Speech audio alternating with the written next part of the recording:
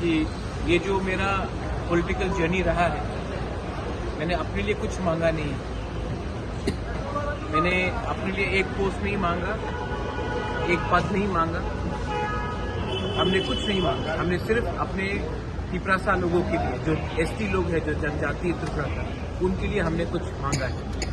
अगर वो government of India नहीं देना चाहती है तो वो उनका डिसीजन। अगर वो देंगे तो हम वेलकम करेंगे, अगर नहीं देंगे तो हम ऑपोजिशन में हैं और हम जानते हैं कि ऑपोजिशन क्या कर सकता है त्रिपुरा में, तो हम ऑपोजिशन का काम करेंगे। 27 तारीख लास्ट डेट था, अभी तक नहीं हुआ, क्या बोलना चाहिए? ये सवाल आप होम मिनिस्टर से पूछिए, मुझसे मत पूछिए। मैं वही कह सकता हूँ जो मुझे कहा गया था। मैं अपने लाइन में हूँ, जो मुझे बोला गया था।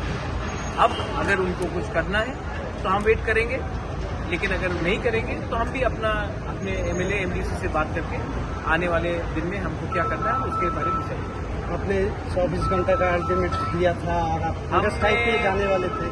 आपको मैं एक ही बात बोलना चाह रहा हूँ कि मैंने आज तक अपने लिए कुछ डिमांड नहीं की। मैंने जो भी डिमांड किया है अपने त्रिपुरा के जनजातियों के लिए डिमांड किया। अगर उनको लगता है कि त्रिपुरा का जनजाति को कुछ मिलना चाहिए तब एक्ट कीजिए। अगर उनको लगता है कि त्रिपुरा का जनजाति खुशी है तब हम अपना आपने जो आप एक ही ये सवाल नहीं, आप देश के होम मिनिस्टर से पूछ लीजिए। मुझे जो बोलना था मैंने बोल दिया। अब मैं अपने एमएलए एमडीसी से बात करूंगा। दिल्ली से मुझे बहुत फोन कॉल आया है अभी तक, लेकिन जब तक मैं अपने एमएलए एमडीसी और अपने सपोर्टर्स के साथ बात नहीं करूंगा, अभी मैं मीडिया को कुछ नहीं बोलना चाहता। तो आपका जो हंगर स्ट्राइक का जो स्टैंड था उसमें रहेंगे क्या?